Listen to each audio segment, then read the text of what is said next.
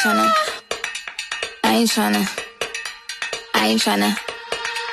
Yeah, ain't tryna be cool like you. Wobbling around in your high heel shoes, I'm clumsy. Made friends with the floor. 2 for 1, you know a bitch by 4. And 2 left feet, you know I always drop. First thing a girl did was a bop. And the whole damn cake and the cherry on top. Shook up the bottom, made a good girl pop. You ain't even here to party. Ken in the club tryna pipe a Barbie. I don't wanna go with the flow back then till I touch my toes. I don't wanna roll the boat. Wrist full of rocks and I hope I float. Big up yourself cause you know they don't. I choo-choo.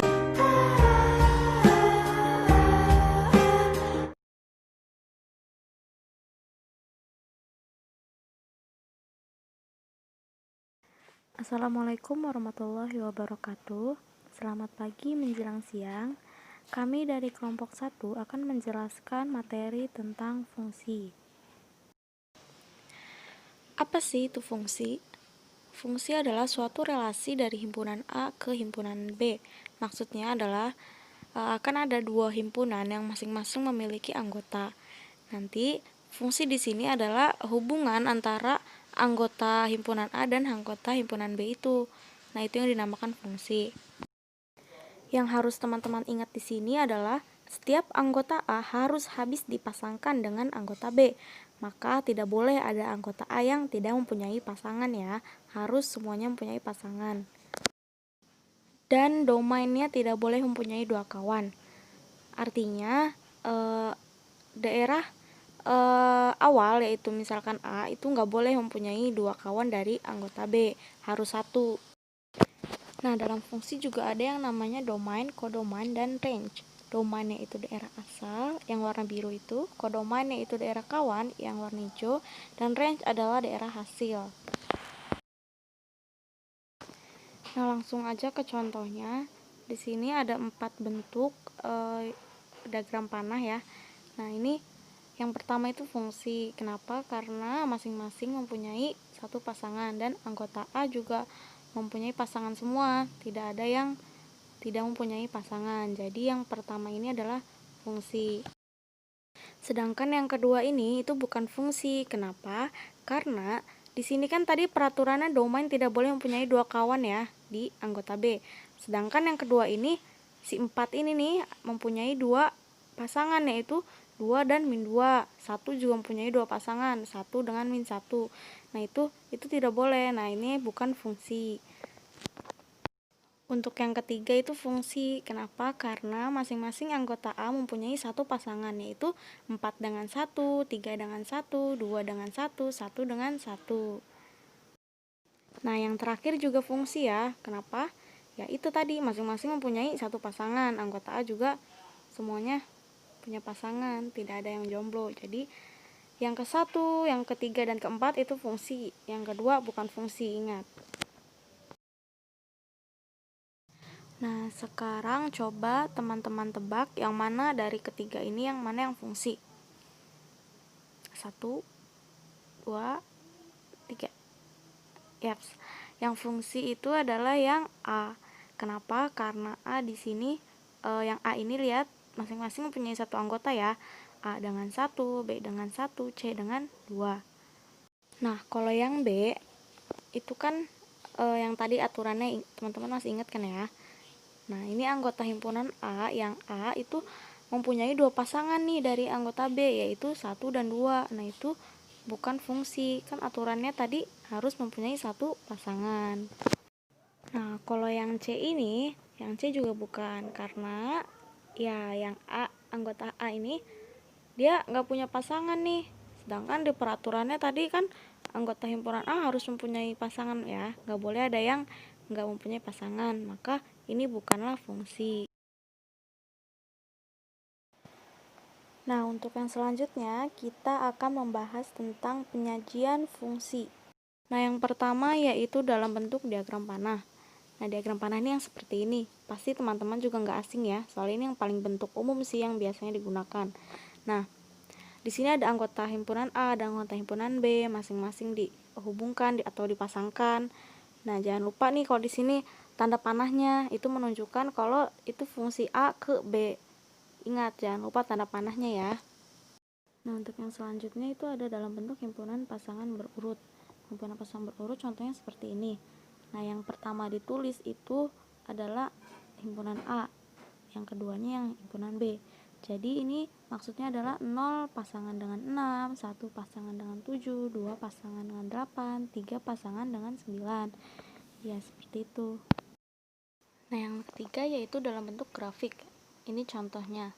Nah, nanti bentuk-bentuk grafik ini disesuaikan dengan macam-macam fungsinya. Nanti akan kita bahas. Nah, yang selanjutnya dalam bentuk tabel. Seperti ini. Di sini yang paling pinggir ini adalah himpunannya, yaitu himpunan X dan 3X min 5. Lalu disebutkan anggota-anggotanya seperti misalkan himpunan X ada 0, 1, 2, 3, 4, dan 5. Sedangkan yang 3X min 5 ada min 5, min 2, 1, 4, 7, dan 10. Nah, yang X, Y ini adalah bentuk fungsinya. Jadi, dihasilkan fungsinya yaitu 0, min 5, artinya 0 dengan min 5, 1 dengan min 2, 2 dengan min 1, 3 dengan 4, 4 dengan 7, 5 dengan 10. Ya, seperti itu. Yang terakhir itu bentuknya rumus fungsi. Contohnya seperti ini. Tuh ada 2x plus 5, 3x min 5, dan 10x plus 1 plus 2. Itu cuma contoh ya. Pokoknya bentuknya yang seperti itu. Nah, untuk selanjutnya ada sifat-sifat fungsi. Mari kita bahas. Nah, yang pertama ini ada fungsi surjektif atau onto. Dikatakan fungsi surjektif jika seluruh anggota kodomen mempunyai pasangan. Artinya fungsi surjektif ini sifatnya itu kodomannya harus mempunyai pasangan ya. Tidak boleh ada yang tidak mempunyai pasangan. Kalau ada itu berarti bukan fungsi surjektif. Nah, di sini ada contohnya. Yang pertama itu adalah fungsi surjektif. Kenapa? Karena di sini kan kodoman harus mempunyai pasangan. Nah, yang B itu kan kodomannya ya. Dan di sini B-nya sudah mempunyai pasangan semua. Jadi itu adalah fungsi surjektif. Sedangkan yang di sebelahnya itu bukan. Karena di situ anggota B yang S tuh, itu dia belum punya pasangan. Artinya itu bukan fungsi surjektif. Yang kedua ada fungsi injektif atau satu-satu. Dikatakan fungsi injektif jika masing-masing hanya mempunyai satu pasangan. Artinya dalam fungsi injektif ini masing-masing itu hanya mempunyai satu pasangan, tidak boleh dua atau lebih. Nah, di sini ada contohnya. Yang pertama adalah fungsi satu-satu. Karena di sini pasangannya hanya satu, yaitu A dengan 1, B dengan 3, C dengan 5, D dengan 7. Dan yang sebelahnya itu bukan. Kenapa? Karena di sini A dengan 1, B dengan 1. Nah, situ 1 mempunyai dua pasangan, yaitu A dan B. Nah, itu bukan ya, itu bukan fungsi injektif. Nah, yang selanjutnya ada fungsi bijektif. Dikatakan fungsi bijektif jika ia adalah fungsi surjektif dan injektif. Artinya suatu fungsi dikatakan bijektif jika fungsi tersebut termasuk ke dalam fungsi surjektif dan injektif. Nah, di sini ada contohnya nih. Di sini fungsi bijektif. Karena kan tadi tuh yang fungsi surjektif yang onto masih inget kan? Yaitu kodomannya harus mempunyai pasangan. Di sini himpunan B mempunyai pasangan semua. Tidak ada yang tidak mempunyai pasangan. Maka fungsi surjektifnya masuk ya. Nah, dan juga di sini fungsi injektifnya masuk. Kenapa? Karena tadi ingat nggak fungsi injektif apa? Yaitu satu-satu. Masing-masing mempunyai satu pasangan. Nah, di sini masing-masing mempunyai satu pasangan ya kan.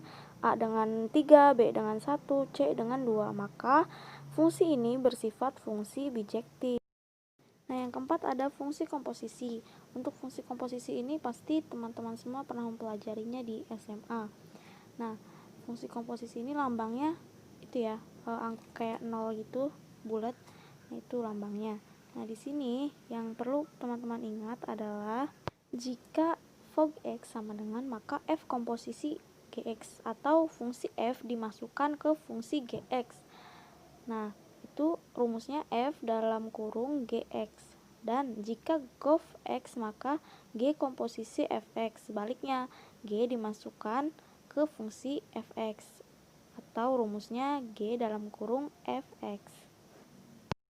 Nah, di sini ada contoh soal yang diketahui Fx sama dengan 4x min 1 dan Gx sama dengan 2x. Maka yang A nyari Fog X, ya masukin aja ke rumusnya F dalam kurung Gx. Maka tadi Fx-nya kan 4x min 1 ya. Nah, x-nya ini diganti dengan Gx. Jadi 4 dikali Gx min 1. Min 1-nya ditaruh di ujung. sama dengan 4 dikali GX-nya masukin deh. Tadi GX-nya 2X ya, maka 4 dikali 2X min 1. Nah, di sini tinggal dikaliin. 4 dikali 2, 8X. 8X min 1 hasilnya. Oke, untuk yang B itu nyari gof X.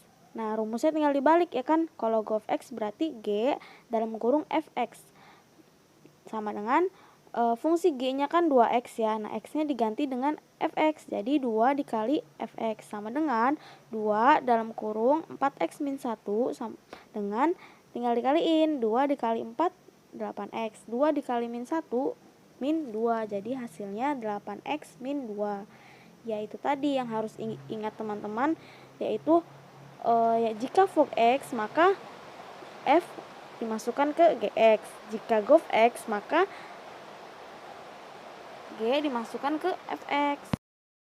Yang terakhir ada fungsi inverse. Fungsi inverse merupakan fungsi kebalikan dari aksi suatu fungsi. Misal, himpunan A ada 1, 2, dan 3, dan B ada U, W, dan V.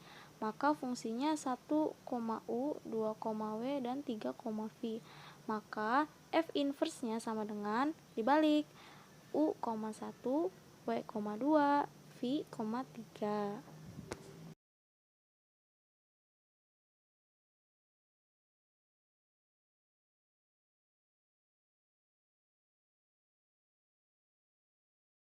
Jadi fungsi yang pertama adalah fungsi konstan, di mana Fx sama dengan A. A di sini adalah angka, jadi mau angka berapapun ya bebas gitu. Terus, jadi oke, saya gambarkan seperti ini. Nah, lurus seperti ini. Fx sama dengan A, kita notasikan. Jadi, kita gambarnya di atas. Kenapa di atas? Jadi segimana angkanya aja, bisa di sini, bisa di sini. Jadi ini angkanya berada di atas. Oke teman-teman, lanjut ke macam fungsi yang kedua, yaitu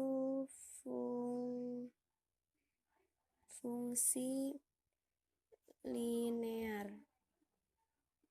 Nah, dimana dapat kita gambarkan fungsi linear seperti ini. Bisa kita tulis Fx sama dengan AX. Lanjut ke fungsi yang ketiga, yaitu fungsi kuadrat.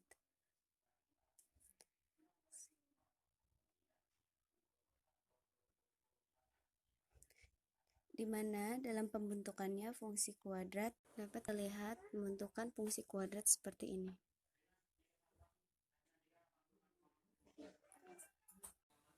Bentuknya agak sedikit melengkung dan fungsi ini memiliki titik minimum dan titik maksimum. Saya contohkan seperti ini. X sama dengan AX kuadrat plus B plus C. Dan selanjutnya ada fungsi identitas.